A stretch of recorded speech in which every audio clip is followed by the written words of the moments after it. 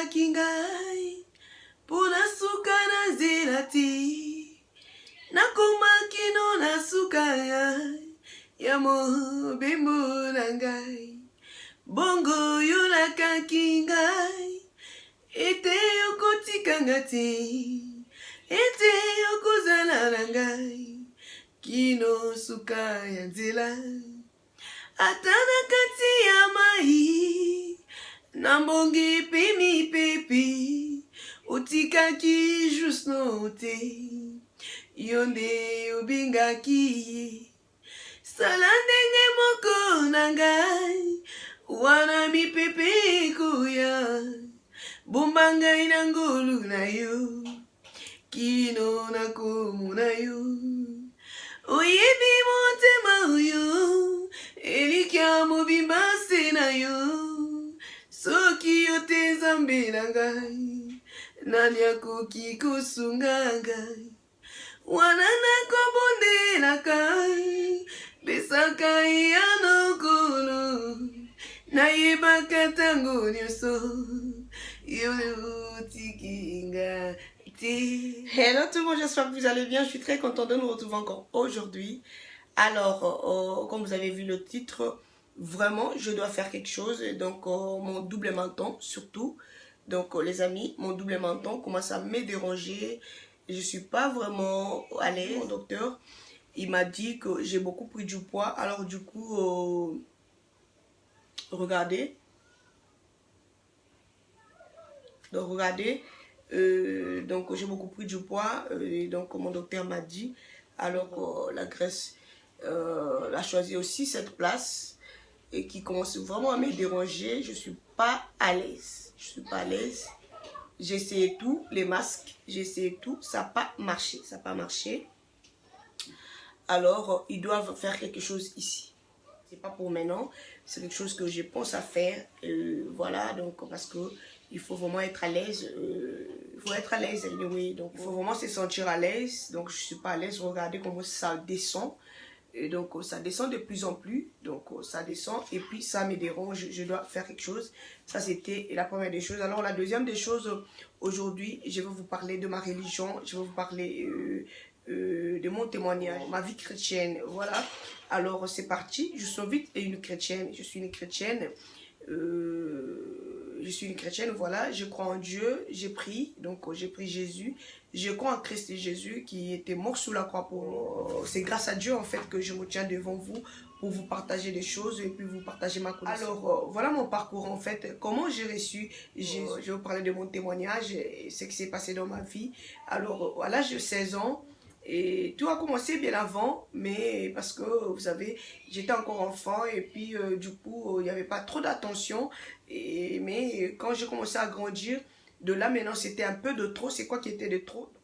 À l'âge de 16 ans, c'était de trop. J'étais vraiment privée de la sommeil. Je ne dormais pas la journée ou encore la nuit. Donc la journée pour siester, c'était des problèmes. La nuit, je ne dormais pas. Et donc j'avais vraiment peur de dormir. Pourquoi? Parce qu'à tout moment, je fermais mes yeux pour dormir. Donc je voyais des gens venir m'étrangler. Donc je voyais des choses bizarres. Et donc c'était vraiment de trop. Alors la seule solution était, et la grande sœur à ma maman avait décidé, paix à son âme, elle avait décidé qu'on m'amène chez un voyant. Je m'excuse, et pour qu'on sache réellement c'est qui fait ça, c'est qui à la base et pourquoi ça. Alors je me souviens, on était partis, donc moi on habitait à Kinshasa, à Salongo Sarbati, donc ceux qui sont de Kinshasa connaissent le coin, voilà. Alors on avait pris le taxi pour aller vers Kingasani, donc voilà Kingasani, et on partait, parce que le voyant habitait Kingasani. Alors, dans le taxi, on partait, je ne sais plus où on était arrivé, donc je ne connais pas l'endroit et puis j'ai pas la maîtrise. Alors, on était arrivé quelque part, le taximan avait stoppé quelque part, et il a stoppé et puis il a dit, et désolé, tout le monde qui est dans ce taxi, retournez chez vous. Alors, retournez là où vous venez. Alors, tout le monde a commencé à crier sur le taximan pour dire, tu es fou ou quoi? Toi, tu parles de quoi? Nous, on doit partir. Tu parles de quoi? Démarre ta voiture et puis allons-y. On t'a payé ton argent, donc on doit partir. Alors, le gars a dit, non, non, non.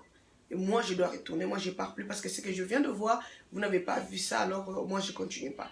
On vient de rater quelque chose très sérieux, alors très dangereux, alors je peux plus continuer. Alors, ils ont commencé à discuter, vous savez, en Afrique, donc, ils ont commencé à discuter, parler, et, donc, crier sur le chauffeur pour dire, démarre ta voiture, on doit partir. Le chauffeur a dit, je pars pas. Après avoir beaucoup parlé, il n'y avait pas la solution, et puis du coup, tous, ils sont entendus pour dire que, ok, on va rien faire, et puis, je me souviens à l'époque, les transports étaient un peu très difficiles, alors ils ont retourné la voiture pour retourner au point de départ. Nous sommes retournés, vraiment abattus, déçus, et puis voilà. On avait aussi pris, on descend sur Abeti, donc comme j'ai dit, ceux qui sont de Kinshasa connaissent le coin. Notre arrêt c'était l'arrêt Abeti. On descend sur Abeti, on montait maintenant pour aller à la maison. Et du coup on a vu une amie à ma maman, paix à son âme, ma mère, donc paix à son âme, voilà. On a vu une amie à maman qui dira à ma mère, qui va demander à ma maman comment tu vas, et ça fait longtemps, c'est comment.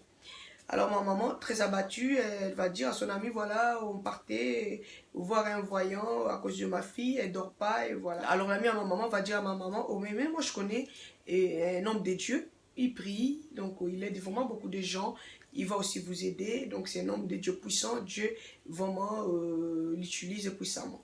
Alors maman aussi était intéressée, il a dit, ah bon, donne-moi son numéro. Maman a pris le numéro de l'homme de Dieu, voilà.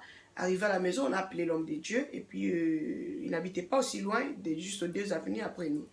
L'homme de Dieu est arrivé à la maison, on a prié, et puis on lui a dit tout ce qui s'est passé, voilà, ça fait un bon bout de temps, voilà ce qui s'est passé, voilà ce qui s'est passé, maintenant là c'est des trous, donc ça dérange maintenant, alors on partait quelque part, et puis du coup, voilà, et le taximène a dit de retourner, alors l'homme de Dieu a pris la parole pour dire c'est Dieu qui vous a arrêté, Dieu n'a pas voulu que ta fille va chez les voyants, donc Dieu n'a pas voulu, c'est pourquoi il vous a arrêté, alors et l'homme de Dieu s'est tourné vers moi pour me dire, tu es un enfant de Dieu, vraiment, Dieu t'aime, et accroche-toi, Dieu va faire des grandes choses, et Dieu va te délivrer, tu auras la paix, tu vas commencer à bien dormir comme tout le monde, t'inquiète, donc à partir d'aujourd'hui, on va commencer des prières intenses. Et puis l'homme de Dieu m'avait demandé si j'étais baptisé, j'ai dit oui, j'étais baptisé chez les catholiques. Alors, il m'a enseigné sur les baptêmes et tout. Alors, j'étais obligée d'être rebaptisée. Maintenant, vous savez, et bien, c'est trempé dans l'eau. Et puis voilà, vous connaissez ce baptême-là. Donc, j'étais encore baptisée de nouveau. Rebaptisée, je peux dire. De nouveau. Et puis après, donc voilà. Et tout a commencé par là. On a commencé à prier. C'était des prières vraiment intenses. Et Dieu vraiment avait fait des miracles. J'avais la paix, donc j'ai dormi calmement. Donc tout avait changé dans ma vie. Dieu m'avait visité d'une manière vraiment fantastique, formidable. Et donc voilà, c'est à partir de ce moment-là, j'ai donné ma vie à Jésus. Et dès lors, donc j'ai pris. Donc je veux vous encourager. Peut-être que vous êtes dans le même cas que moi. Vous n'avez pas la paix, vous ne dormez pas, vous avez des problèmes d'insomnie, vous avez des cauchemars. Et qu'il y a des choses qui vous dérangent la nuit ou encore pendant que vous dormez n'importe quelle heure, donnez votre vie à Jésus. Donnez votre vie à Jésus, cherchez un homme de Dieu qui va vraiment vous aider dans la prière et vous enseigner, parce que la Bible nous dit c'est la parole qui délivre. Voilà, il a envoyé sa parole et sa parole nous a guéris. Donc dès lors, mes chéris, je vous dis, j'ai la paix. Donc Dieu est avec moi. Je continue toujours de servir mon Dieu d'une manière, d'une autre. Voilà. Donc j'ai commencé à prier avec le frère. Et puis après, maintenant, j'avais commencé à chanter à l'église La Borne. Donc ceux qui sont des Kinshasa, ils connaissent la grande église La Borne qui était dirigée par le feu pasteur Jean Vernon, voilà, et paix à son âme. Et donc je faisais partie de la grande chorale de La Borne. Et de là maintenant, j'avais aussi chanté avec Robert Combo. Donc ceux qui suivent la chanson de Robert Combo, je vais juste vous chanter ça tout à l'heure. Donc j'ai chanté aussi avec Robert Combo. Et voilà, donc et voilà un peu ça. Je vais vous chanter la chanson de Robert Combo pour vous donner la référence de qui je parle. Kolo yobinga kinga pona suka na nzela te nakoma kino na suka ya mobembo na olingakaki ngai, ete yokotikanga te ye, ete yokozala na ngai, kino suka ya nzela. Ata na kati ya mai, na mbonge pe mipepe, yotikaki juste no vite te, yo nde yobengaki ye. Sala ndenge moko na ngai, wana mipepe ekoya, bomba ngai na nzela na yo, kino nakomona yo. Yo yebi motema oyo, elikya mobimba se na yo. Soki yo te Nzambe na ngai, nani akoki kosunga ngai? Wana nakobondelaka ngai, pesaka ya nokolo, nayebaka ntango nyonso, ete yotiki ngai te.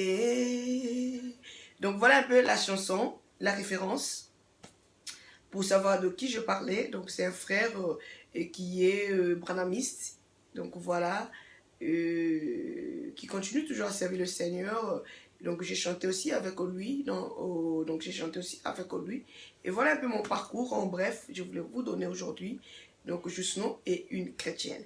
J'espère que vous avez vraiment aimé la vidéo, et pour moi je vous retrouve à la prochaine. Bye bye.